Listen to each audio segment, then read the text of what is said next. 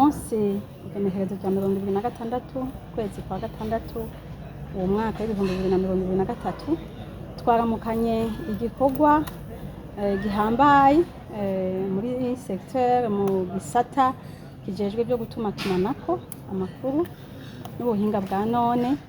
Ico gikorwa kikaba ari gikorwa c'inama igira 28 y'amahuriro y'ibisata bijejwe by'ubuhinga bwa none hamwe no kumenyesha amakuru, hamwe rero no kugurura kandi ikoraniro igera 25 yo mu bisata nyene byo gutuma tumanako amakuru n'ubuhinga bwa none muri aka karere ka Afrika yo mu buseruko. Iyi nama twavuga ko hari akarusho izotanga kubera ko bagiye kwigira hamwe ibikorwa vyakozwe n'abahinga mu mice itandukanye iraba nyene ivyo bisata. Novuga ibisata ni bine. Hariho igisata kijejwe ico gukontorora byo gutuma tumanako kimwe bita autorité de régulation ahiwacu ni agence de régulation et contrôle des télécommunications. Hakaba igisata kiraba ivy'amaposita, hakaba ikindi gisata kiraba ibyo gutuma tumanako nyene aya mashira hamwe ajejwe ibyo atanga imihora. Aha twovuga ngaho iwacu izi za limitere za Econet za Onatel. Hakaba rero n'ikindi gisata kiraba ivy'amaradiyo n'amateleviziyo.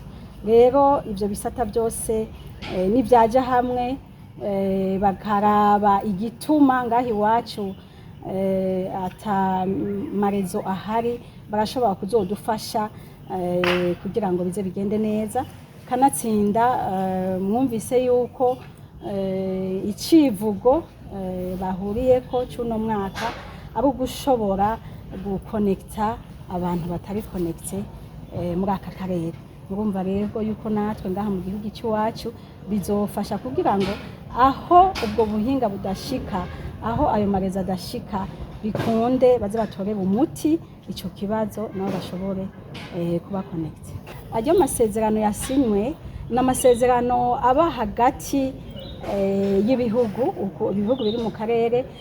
Uku kuntu usanga imbibe nk'uku Burundi duhana ubibe n'u Rwanda canke na Tanzania canke na Congo. Hariho rero muri vya vyigwa nababwira bize, hariho accord de partenariat, hariho amasezerano usanga bagiriranira hagati y'ibihugu kugira ngo ibyo guhanahana imihora bigende neza, cane ni kumbibe canke gukorana muri ivyo bisata.